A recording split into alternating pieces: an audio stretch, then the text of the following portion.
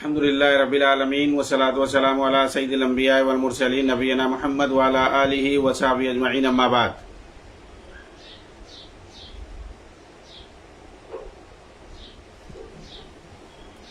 محترم ناظرین کرام، امام بربہاری رحمہ اللہ کتاب شرح السنہ جس کے دروس کا سلسلہ چل رہا ہے،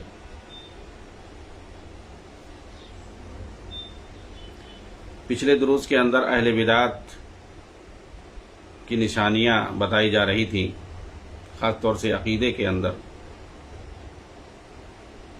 انشاءاللہ اسی کی تفصیل جاری رہے گی۔ جہمیوں کے بارے میں بتایا گیا تھا، جعد ابن درہم جس نے صفات کا انکار کیا تھا سب سے پہلے، اور اسے پھانسی کی سزا دی گئی تھی، اور اس کے بعد جہم ابن صفوان نے اسے پھیلایا، عروج پر پہنچایا اس بدعت کو اور اس کفریہ عقیدے کو، انکار صفات کو۔ لیکن یہ خیر القرون کے بعد کا زمانہ تھا۔ حکومتی سطح پر جہمیہ اور معتزلہ کو سرپرستی ملی، اس لیے انہیں ان بدعتوں کے پھیلانے کا بہت زیادہ موقع ملا۔ وہ کیا کرتے تھے؟ پہلے اللہ کی صفات کو مخلوق کی صفات سے تشبیہ دیتے تھے، اور پھر اس کے بعد کہتے ہیں کیسے مان لیں کہ مخلوق جیسا اللہ کے پاس بھی کوئی وصف ہوگا ایسا اور ویسا، اس لیے انکار کر دیتے تھے۔ اس لیے اگر کوئی صفات کو ثابت مانتا ہے تو ان کے یہاں وہ مشبہ ہو جاتا ہے۔ جی ہاں، بہت سارے جو آج بھی ماتریدیہ اور اشاعرہ پائے جاتے ہیں، یہ لوگ بہت ساری صفات کا انکار کرتے ہیں، کچھ کو تو مانتے ہیں اور کچھ کا انکار کرتے ہیں۔ تو یہ جن چیزوں کا انکار کرتے ہیں ان کو جو اہل سنت اہل الحدیث وغیرہ مانتے ہیں، اہل الحدیث تو سب کو مانتے ہیں، یہ لوگ ان کو مجسمہ کہتے ہیں جو لوگ مانتے ہیں۔ ارے بھائی، تو اگر سارے صفات کو ماننے سے مجسمہ ہو جاتے ہیں تو کچھ صفات کو ماننے سے تم نے مجسمہ ہوئے تو تم چھوٹے مجسمہ ہو گئے۔ مجسمہ مطلب نہیں، مجسمہ مطلب جسم ماننے والے۔ یہ لوگ کہتے ہیں یہ لوگ جسم مانتے ہیں، یہ لوگ یہ مانتے ہیں، اگر کہہ دو کہ اللہ تعالیٰ عرش پر مستوی ہے، اللہ تعالیٰ بلند ہے وغیرہ وغیرہ، اور اللہ کے ہاتھ ہے، تو یہ لوگ کہتے ہیں کہ اللہ کو یہ لوگ جسم مان رہے ہیں وغیرہ وغیرہ۔ صفات کو ماننے سے تو یہ لوگ خود جو ہے، یعنی یہ لوگ کچھ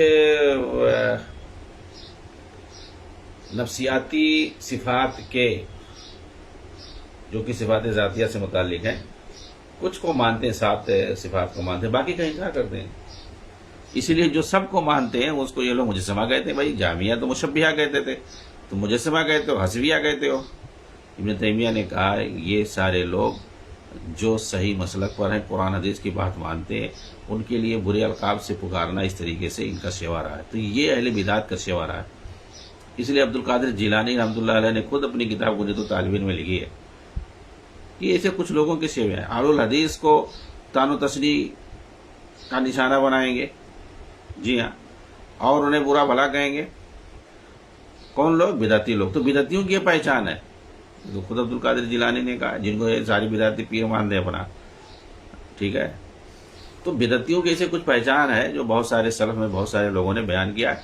تو یہ جو شرح السنہ ہم لوگ پڑھ رہے ہیں، امام بربہاری رحمہ اللہ، انہوں نے بھی بہت ساری جو ہے صفات بتائیں کہ اگر کوئی مشبہ کہے کہ یہ مشبہ ہے، فلاں یشبہ فلاں یتکلم فی التشبیہ، یہ جو ہے جسم اور تشبیہ کے بارے میں بات کر رہا ہے، یہ تو مشبہ ہے اللہ تعالیٰ کے، یعنی جو اللہ کی صفات کو ثابت مانتا ہے، تو اس کو اگر کوئی مشبہ کہے تو سمجھ لو کہ وہ جہمی ہوگا، وہ جہمی ایسا بولتے ہیں۔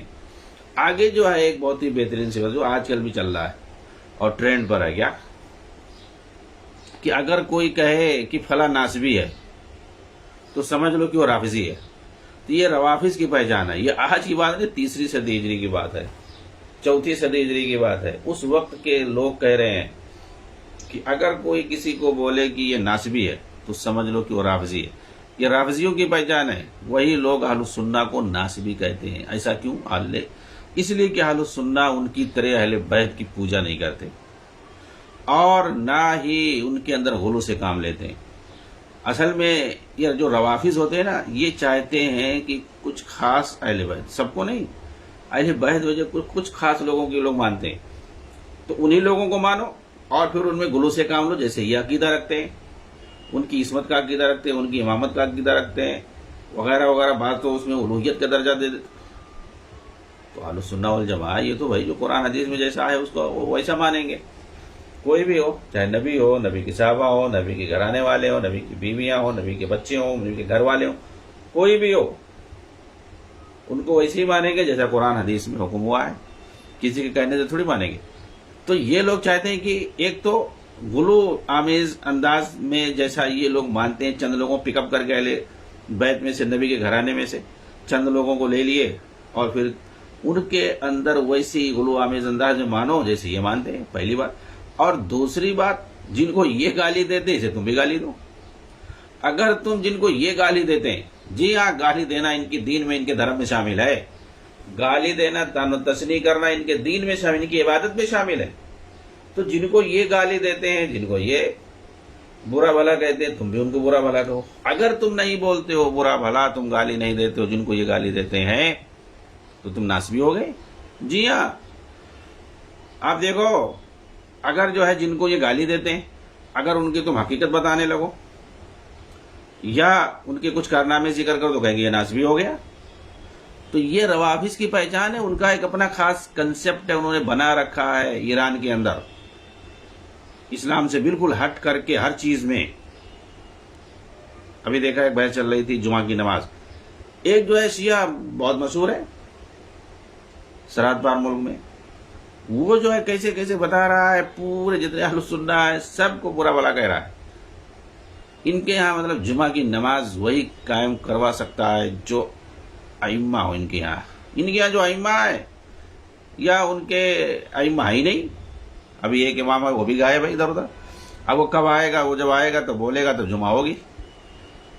تو یہ لوگ کہہ رہا ہے کہ ہم لوگ صدیوں سے نہیں جمعہ پڑھ رہے.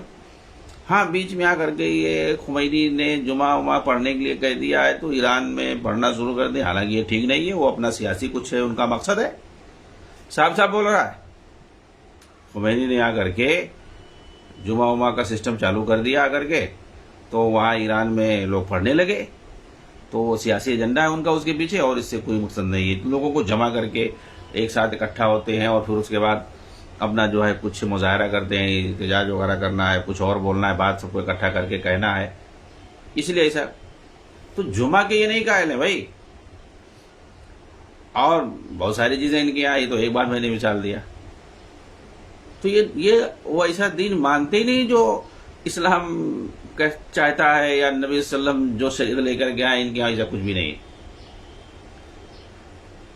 انہوں نے اپنا ایک کنسپٹ بنایا ہوا دین کے تعلق سے، شریعت کے تعلق سے، ایسے ہی اہل بیت کے تعلق سے ان کا اپنا خاص کنسپٹ ہے. ایرانیوں کا مطلب صحابہ کے درمیان دو فریق کرنا، کچھ کو بدنام کرنا، کچھ کو گالی دینا، یہی سب ان کا کام ہے. تو ان کے حساب سے اگر تم نہیں مانو گے، بالکل ان کے حساب سے اگر تم نہیں مانو گے، تم ناسبی ہو خلاص.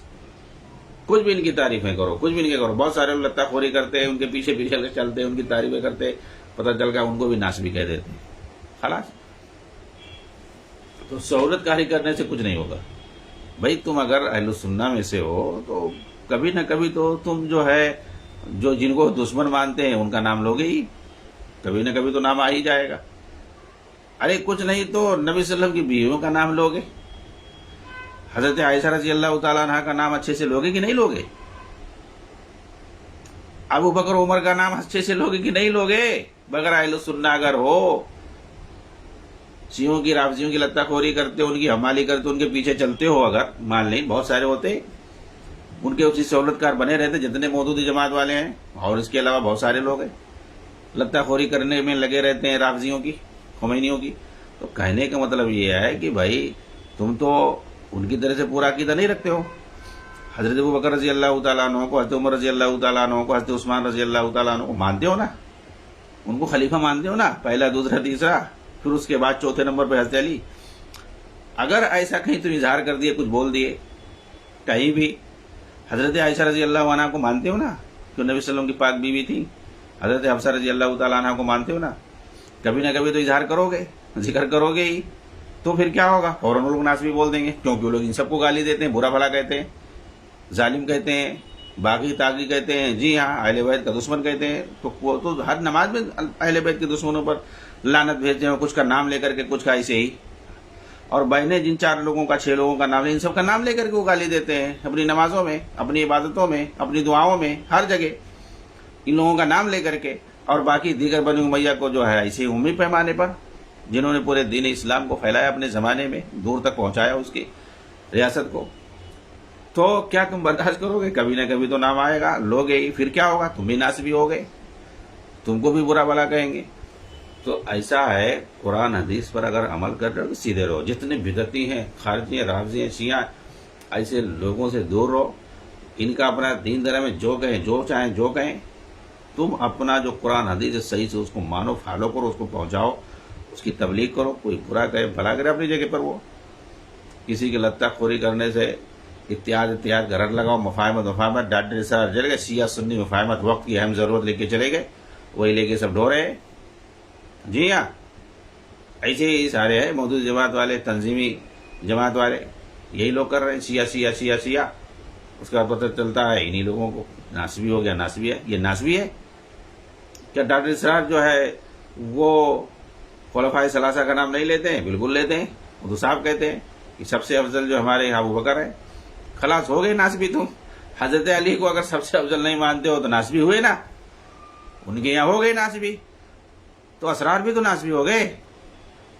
تو پھر خمینی کی زیادہ لتہ خوری کرنے سے فائدہ کیا ہوا؟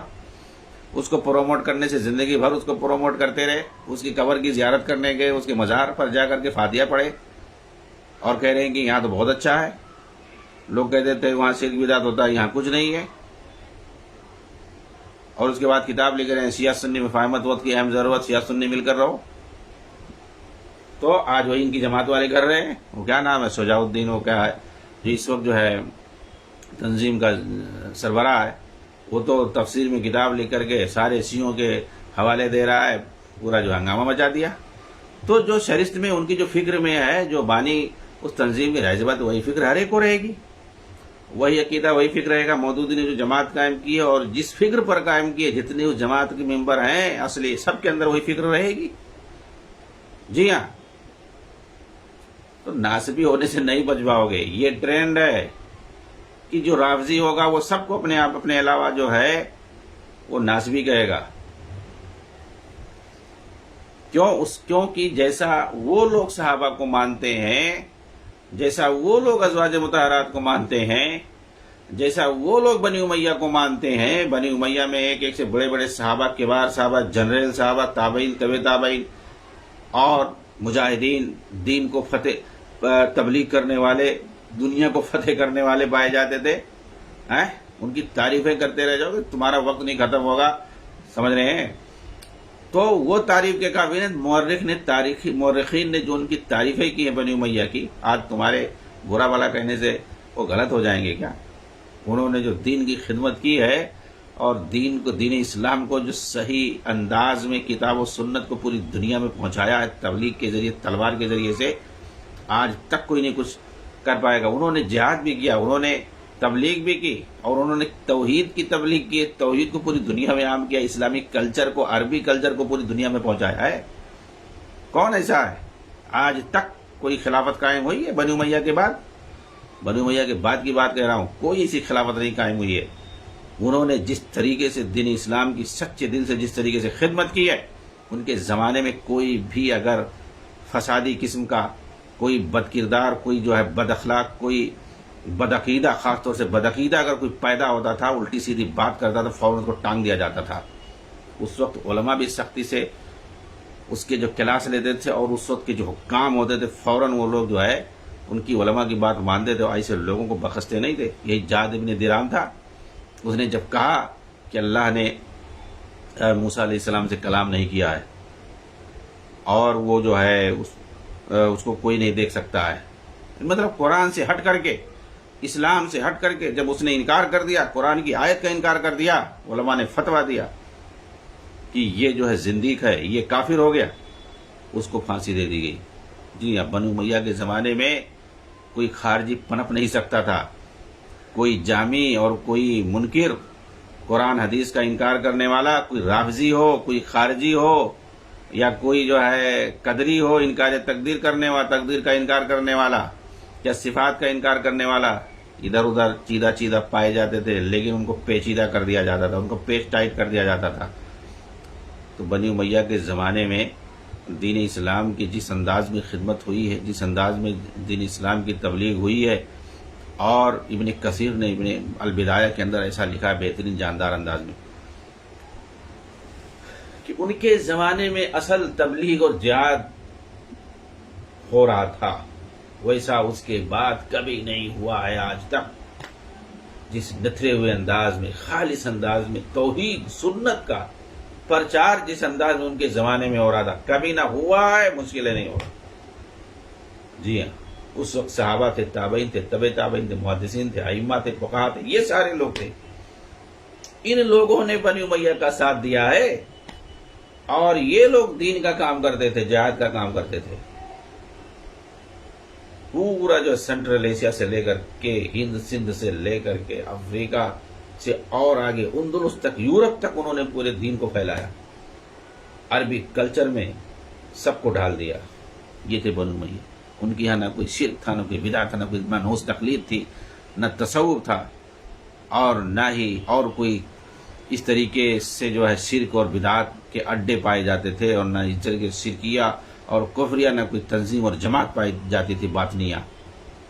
اس وقت خالص اہل السنہ والجماعت تھے، اس وقت صحابہ کے منہج پر چلنے والے تھے، بس ان کے پاس صرف قرآن اور حدیث، اس کے علاوہ اور کوئی چیز نہیں تھی۔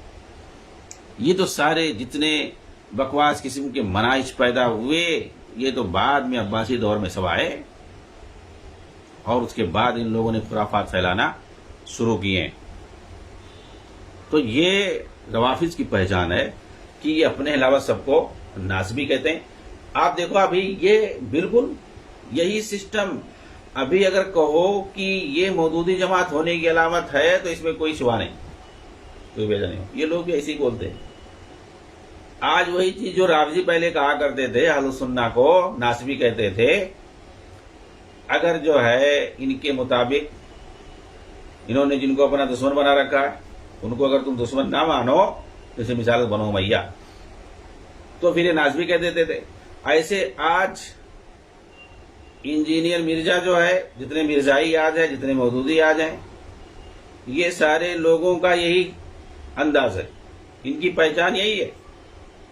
اگر تم کو پتہ لگانا ہو کہ بھئی مرزائی کون ہے، مودودی کون ہے، تو بنو امیہ کی تعریف کرنا شروع کر دو، فوراً یہ کہیں گے ناسبی ہو گئے، فوراً۔ یہ تو وہی چیز شیعہ اور رافضی جو بات اہل السنہ پر کہتے ہیں، یہی چیز آج مودودی جماعت والے اور اسی طریقے سے مرزائی جماعت والے بھی کہنا شروع کر دیے۔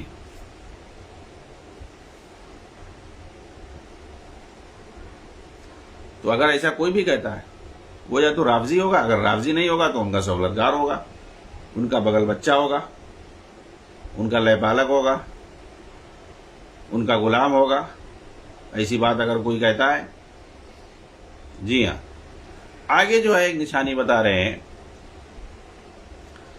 اگر کسی کو یہ کہتے ہوئے سنو کہ توحید پر کلام کرو اور میرے لیے توحید کی شرح کرو، تو جان لو کہ وہ خارجی معتزلی ہے۔ توحید کی جو بات اس وقت کرتے تھے لوگ، توحید سے توحید، وہ توحید مراد نہیں لیتے، شرک کے الٹا ہوتا ہے، شرک کے الٹا توحید، ساری عبادت کو اللہ کے لیے خالص کرنا، شرک اور بدعت سے دور رہنا، یہ توحید ہے۔ تو توحید یہ مراد نہیں لیتے تھے وہ، جو کہ ہر مسلمان کے لیے مطلوب ہے، اس کی طرف دعوت دینا واجب ہے۔ یہ وہ توحید ہے جسے اللہ نے اپنی کتاب کے اندر اپنے اور اس کے رسول نے اپنی سنتوں کے اندر فرض کیا ہے، یعنی ایک اللہ کی عبادت کرنا، دین میں مخلص ہونا، کلمہ توحید کے شروط اور اس کے تقاضوں کو پورا کرنا۔ اگر توحید سے یہی مراد ہے تو یہ حق ہے، اس کے لیے ہم ہر وقت تیار ہیں۔ لیکن معتزلہ جو توحید کی بات کرتے ہیں وہ الگ ہے، یہ ان کی گمراہی کی علامت ہے۔ یہ توحید سے کیا مراد لیتے ہیں؟ معتزلہ صفات باری تعالیٰ کی نفی مراد لیتے ہیں، کہتے ہیں اللہ کے ساتھ صفات جوڑے گے تو یہ توحید خالص نہیں ہے۔ توحید خالص یہ ہے کہ اللہ کی ذات کو تمام صفات سے الگ کر دو، نعوذ باللہ، یہ ان کی حد توحید ہے۔ ای تجرید اللہ من الصفات، اگر تم ثابت کرتے ہو تو ان کی یہاں تشبیہ ہے۔ جی ہاں، صفات کا ثابت کرنا تشبیہ ہے، انکار کرنا توحید ہے، تو یہ توحید ہے۔ اس لیے چاہے توحید ہو، عدل ہو، منزلہ بین المنزلتین ہو، امر بالمعروف نہی عن المنکر ہو، یہ سب معتزلہ کے 5 اصول ہیں جو انہی کے ساتھ اور سب کا الگ نام بڑا اچھا لگ رہا ہے، لیکن سب کا کام اندر سے اس کا معنی مراد الٹا ہے۔ جی ہاں، اچھا توحید سے مراد سمجھ میں آ گیا؟ اب بتاؤ، وہ لوگ کہیں گے توحید، ہم لوگ توحید کی بات کرتے ہیں، ہمارا عقیدہ توحید ہے، لوگ کنفیوژن میں مبتلا ہو جائیں گے۔ معتزلی توحید سے مراد کیا لیتا ہے؟ انکار صفات ہے، صفات کا انکار کر دو، اور صفات کو جو لوگ مانتے ہیں تو کہتے ہیں مشبہہ میں سے، تو یہ ان کی یہاں توحید ہے۔ تجرید اللہ من الاسماء من الصفات، اللہ تعالیٰ کو صفات سے الگ کر دو، بالکل خالص، یہ توحید ہے ان کی یہاں۔ عدل، ان کے یہاں ایک جو ہے اصول عدل ہے، یہ لوگ عدل کی دعوت ہے۔ عدل کیا بھائی؟ عدل جو ہے تکفیر ہے، تکفیر کر کے گناہ کبیرہ کے مرتکب کی تکفیر کر کے اس پر مخلد فی النار ہونے کا حکم لگانا، یہ ان کی عدل ہے۔ سب الگ الگ مفہوم ہے بھائی، یہ لوگ عدل سے ہم لوگ کچھ اور سمجھیں گے، انصاف وغیرہ وہ ساری، تو ان کی یہاں یہ عدل سے مراد نہیں ہے۔ عدل سے مراد یہ ہے کہ اگر کوئی گناہ کبیرہ کا ارتکاب کرتا ہے تو اس کو مرتد کہنا، اس کی تکفیر کرنا، اور پھر اس پر مخلد فی النار کا حکم لگانا، یہ ان کی عدل ہے۔ منزلہ بین المنزلتین ہے ان کے یہاں، منزلہ بین المنزلتین سے بھائی کیا مراد ہے ان کے یہاں؟ یہ لوگ کہتے ہیں، دیکھیں خوارج ہیں، ان کے یہاں بھی یہی چیز ہے کہ گناہ کبیرہ کا مرتکب کافر ہے، مرتد ہے، تو وہ لوگ سیدھا مرتد ہو گیا تو خلاص، اب وہ مسلمانوں سے الگ ہو گیا، وہ کافروں کے ساتھ چلا گیا، اس کے اوپر کافروں جیسے احکام لاگو ہوں گے، مرتد جیسے احکام لاگو ہوں گے، اور وہ مخلد فی النار ہوگا، خوارج کے یہاں۔ لیکن روافض کے یہاں، معتزلہ کے یہاں تھوڑا سا اس کا معنی الگ ہے۔ یہ لوگ کیا کہتے ہیں؟ وہ منزلہ بین المنزلتین میں چلا گیا، یعنی اگر مرتکب کبیرہ ہے تو دین اسلام سے نکل گیا، لیکن ابھی وہ کفر میں داخل نہیں ہوا، دونوں کے بیچ میں ہے، تو ایک منزلہ اسلام ہے، ایک منزلہ کفر ہے، یہ ابھی دونوں کے بیچ میں ہے، دنیا کے اندر دونوں کے بیچ میں، اسی لیے اس کو منزلہ فی منزلہ بین المنزلتین، کفر اور اسلام کے درمیان ایک جگہ میں یہ چلا گیا، پہنچ گیا، یہ جو ہے منزلہ بین المنزلتین کا مراد۔ مطلب کیا ہے؟ یہ لوگ کہتے ہیں کہ اسلام سے تو نکل گیا ہے، لیکن اس پر جو ہے ابھی کفر کے احکام لاگو نہیں ہوں گے، مسلمانوں میں رہے گا، کوئی مسئلہ نہیں ہے، تو دنیا میں مسلمانوں کے جو احکام ہے وہی اس پر لاگو ہوں گے، البتہ اسلام سے نکلا ہوگا وہ اندر سے، ظاہری طور پر اس پر اسلام کے احکام لاگو سے منافقوں کے اوپر لگتے ہیں۔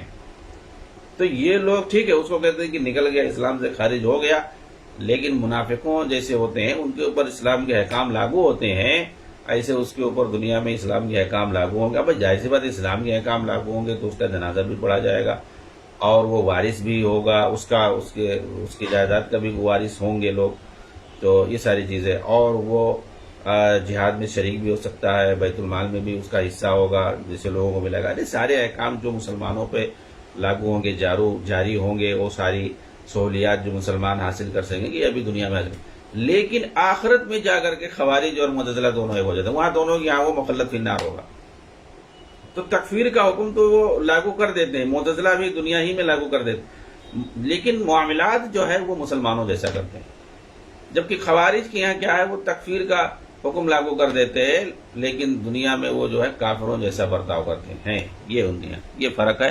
تو یہ منزلہ بین المنزلتین یہ معتزلہ کا اصول ہے. امر بالمعروف اور نہی عن المنکر کا اصول ان کے یہاں جو اسے آج یہ سنے گا بھائی امر بالمعروف نہی عن المنکر بڑی اچھی چیز ہے، بہت اچھی چیز ہے.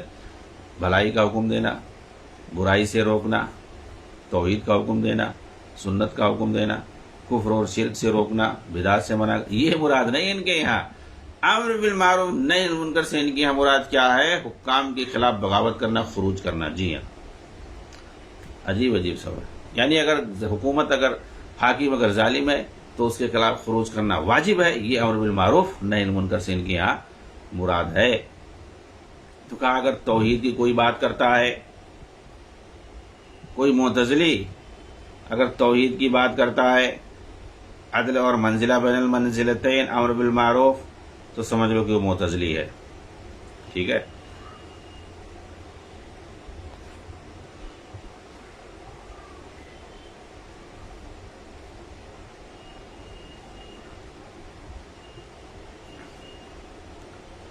اسی طریقے سے اور بہت سارے